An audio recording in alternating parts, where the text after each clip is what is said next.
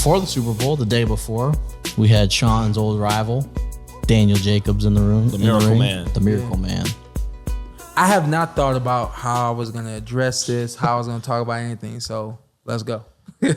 I feel like I have a very concise take on it. I was very unhappy about the performance. I thought for the first, I think it was 6 or 7 rounds, it looked like a sparring match. He was cutting him up, didn't really look like he was even out, didn't even need to go out of cruise control. He looked like he could just outbox him. And then in the second half of the fight, he went southpaw more. He started to sit and exchange a little bit more. Yeah. And is getting hit. Yeah. Which cost him the fight. I don't know, to be fair, if his legs weren't there where he couldn't keep boxing like he was, but I don't know if that was a strategy thing. It was the wrong one. But let me address the southpaw, because I really did, man. Hate's a strong word, but I hated seeing it. And it's not that I think every time we probably fought six times when we were in the amateurs. I don't remember him ever going southpaw. He may have, but I don't remember it. And I'm not knocking him saying, yo, you've never been a southpaw, you can't be a southpaw now. But whenever I talk about guys who switch and they switch hit, I always talk about there having to be a rhyme and a reason to why you switch. You don't switch because you look better as a southpaw. You switch to land a certain punch as a southpaw. If that punch isn't there, you switch back and you box where you are comfortable. You box where you can be effective at any point in the match. And there are guys, i.e. Terrence Crawford, who can switch and be defensive. So really quick, if my left foot's out front, my slip is right and left or left and right. And depending on the guy who I'm fighting, I'm either going to be going left or I'm going to be going right. So Terrence Crawford, as an example, he's the kind of guy that will have his left foot out front and he's slipping. He can switch and immediately he slips the correct way he's supposed to slip. Yeah. Not everybody that switches can work their offense and their defense the same way. It takes some guys, it takes them a couple of seconds to really make a mental adjustment that they are now southpaw or orthodox, and now things kind of move a little differently. With that being said, why are you fighting southpaw if you are not being effective as a southpaw? That's not your natural way of fighting. That isn't your consistent way of fighting. And every time I was like, why are you southpaw? I have a theory why. Yes. I think, did you hear this a lot coming up? When you're tired, your jab is your best friend. Yeah. I think he tried to switch southpaw and just get that power hand to his jab. He tried to jab his way through the 10th round, and he might have actually won that round, but body language killed him in this fight. Yeah, body language killed him in this fight. And so what's going on? Yeah, and I think for DJ, and we've mentioned with other fighters before, if I didn't hold him in such high esteem, I would have come in here and be like, yep, happens. Yeah. Lost, whatever. Yeah. But I know how good Daniel Jacobs is. And I know how good he fought in the first half of the fight. Yeah. And so I'm like, it was very frustrating. Yeah. But yeah, I first half of the fight, I had him up 5 rounds to 1. Going back and scoring it. Yeah. At the end of the night, I even think I had him 115, 113. As did I.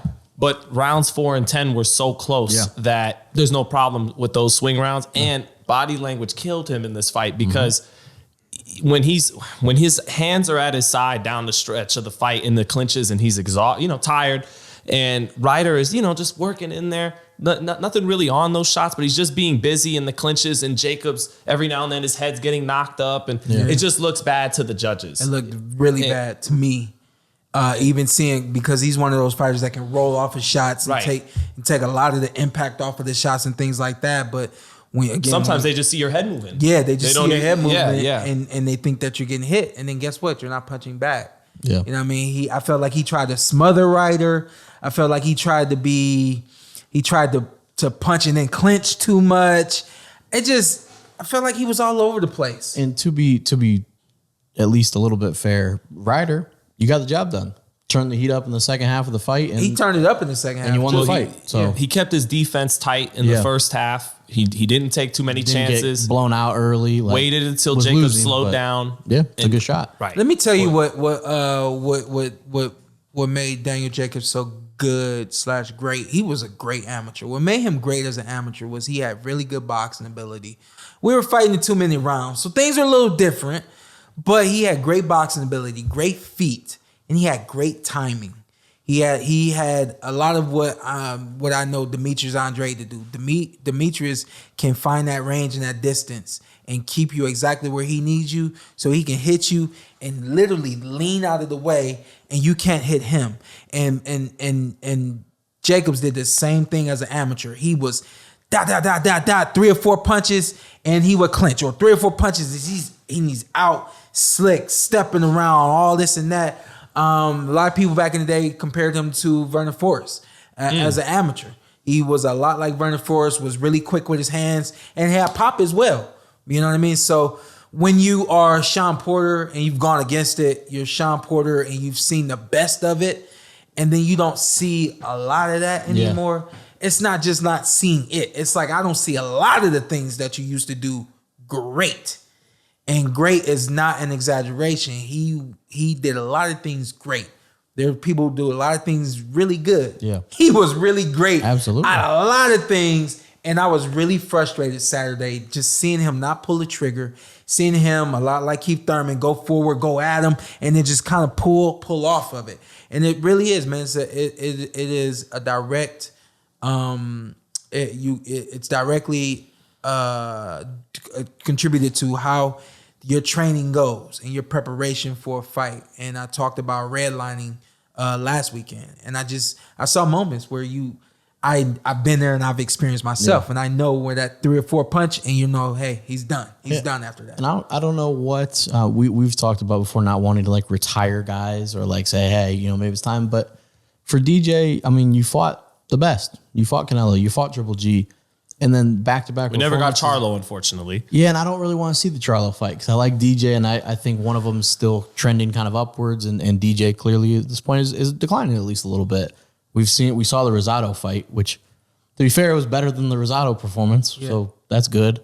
But it's back-to-back performances that aren't Daniel Jacobs. Like, that's not the Daniel Jacobs we've watched for years. Well, he hasn't really since the Canelo fight, and some of the sentiment around people in the sport is he got paid really big money in that Canelo fight, and you know the hunger satisfied. That's what happened. Yeah. What's up? I'm Showtime Shawn Porter. I'm Ant. Follow me on IG with 2 T's. Let's do it. Let's do it again. All right. Just introduce yourself. Okay. And then you tell them what to do. I'm Showtime Shawn Porter. I'm Anthony Brenagh. Carson Merk. Like, subscribe, comment. This is the Porter Way.